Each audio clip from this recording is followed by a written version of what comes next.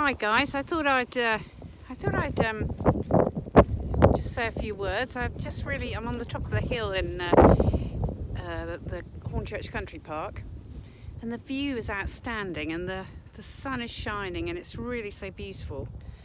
And just really feeling moved to pray and to really ask God to intervene. As I look out, I can see the whole of London, and just praying for Boris and all the leaders that lead our country, that he'd make the right decisions and that God would move despite man getting in the way, and that this whole COVID thing would go and just leave our nation, and that vaccine would come into being and would be really successful. And then as I looked out to Kent, I thought of my family and prayed for them, and then I looked over to Upminster and prayed for colleagues, and then I looked over at our parish and thought, Lord, you're doing so much in the community, show us and help us to join in. And also, Lord, just thinking of people in our congregation who are very ill with COVID, and wanting to lift them and pray for miracles and healing and restoration, and fear to go. And Lord, just do something. But also, it's been such a tough year, hasn't it, really? A real soul-searching year for a lot of us. And for me, I was just thinking that I started off really well and thought, gosh, this is a fantastic time to have a God. And then I started to pray about things in my life that needed to be sorted, and then a bit of introspection happened, and I think I took my eyes off God and looked at myself perhaps a bit too much and was shocked.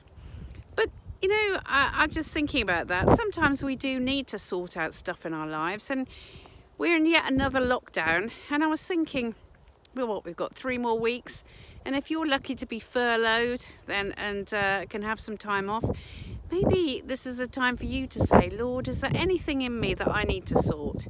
Any unforgiveness, any wrong relationships, any grumblings that I keep on about, any moaning, same old thing, all those sort of things, that drag us down and stop us really focusing on the Lord, really. And also, the other thing is, I'd got so busy that I'd stopped reading my Bible and, getting into His Word. And, you only have to do a few paragraphs, really, to just really think about. Nothing big. You don't have to do a whole chapter or page after page, because I don't think you can absorb it so much. One of the things that Bill Johnson from Redding, California, he's got a church out there that's really brought some teaching over to our country, and one of the things he says, which I've followed, which is always really helpful, is he suggests that you read the Bible, choose a passage and read it, and just keep reading it until something leaps off the page, and then stop. Because if that's leaping off at the page at you, just go back over it and think, why are you leaping off the page? What word is that? What do I need to sort out in my life? What do I need to do? What are you giving me wisdom for? So I think that's always really a good thing to do.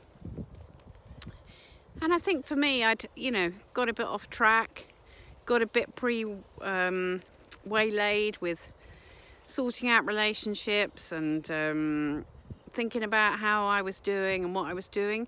But alongside that, I think I probably needed to do a bit of that, because there were some areas of my life I needed to sort out. One of them being my whole weight issue, that every time something didn't go right, I'd reach for the fridge. And I've been able to sort of really pray about that and ask for more of a disciplined lifestyle.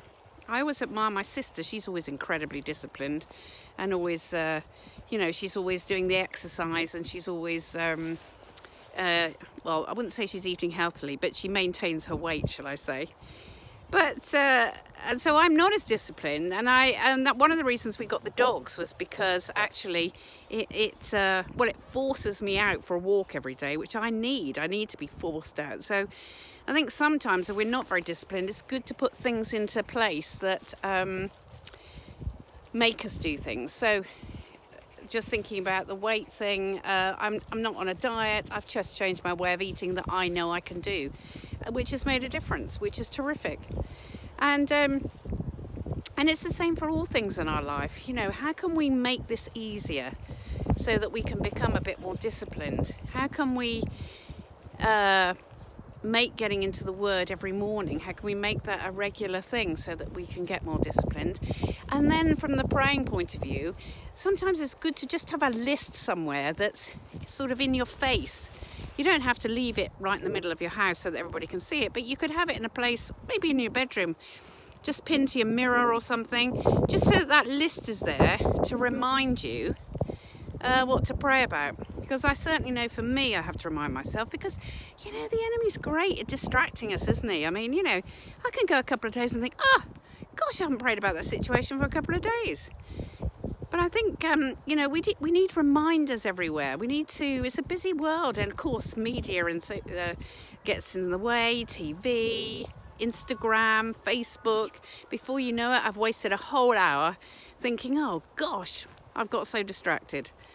So as I stand on this beautiful hill and look across and think what a privilege it is to be here in this amazing place, I just think, you know, Lord, show me where you're at work, because I want to join in and get stuck in.